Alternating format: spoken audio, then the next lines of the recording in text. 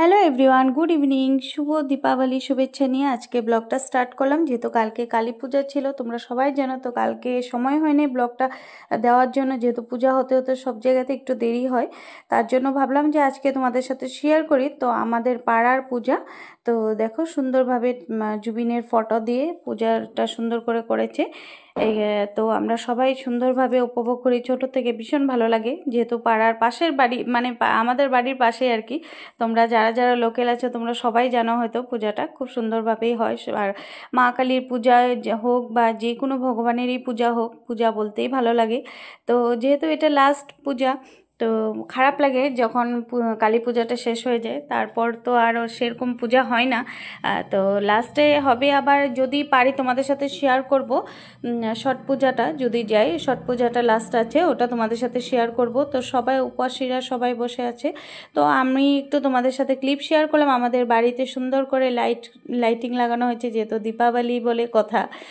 দীপাবলিতে সবাই বাড়িটা উজ্জ্বল হয়ে ওঠে, আর সবার যাতে জীবনে এইভাবে উজ্জ্বল হয়ে খুশি চলে আসুক, এটাই ভগবানকে প্রার্থনা করি। আর দেখো মা কালীকে পূজা দিচ্ছে। মার পূজা তো দেখে ভীষণ ভালো লাগে। আর সবচেয়ে স্যাড নিউজ এটাই যে আমাদের বাড়িতে ওষুধ পড়ে গেছে, তার জন্য সব কিছু দূর দূর থেকে ওঠানো হয়েছে। তো মা ওরা কেউ অ্যাটেন্ড থাকতে পারেনি, তার জন্য মারা কেউ আসতে পারেনি। সব আমরা দূরের থেকেই পূজাটা দেখলাম। তো যাই হোক, যেহেতু মার পূজা, দূরে বসে পূজাটা উপভোগ করেছি সবাই মিলে। তো দেখো খুব সুন্দর লাগছে চারিপাশটা। তো পাশের কয়েকটা পূজা একটু একটু গিয়ে হেঁটে হেঁটে দেখে আসলাম। এটা আমাদের রামকৃষ্ণ মিশনের পূজা আর কি। আর এখানে তার পাশে আর একটা পাড়াতে পূজা হয়। মাটা এত যে সুন্দর লাগছে, আর আমরা গিয়েছি তখন ওই টাইমে মাকে নিয়ে নিয়ে এসেছে আর কি। তো ওই মোমেন্টটা একটু ক্লিপ তোমাদের সাথে ধরে তুললাম। এত ভালো লাগছে, মাকে এখন একে একে করে সব কিছু দিবে। আর সত্যি সম্পূর্ণ হয় মার হাতে যখন দাটা দেয়, মার গলাতে যখন মালাটা, ফুলের মালাটা পরানো হয়, তখন মনে হয় সত্যি মার মানে সম্পূর্ণ রূপটা সম্পূর্ণ হলো।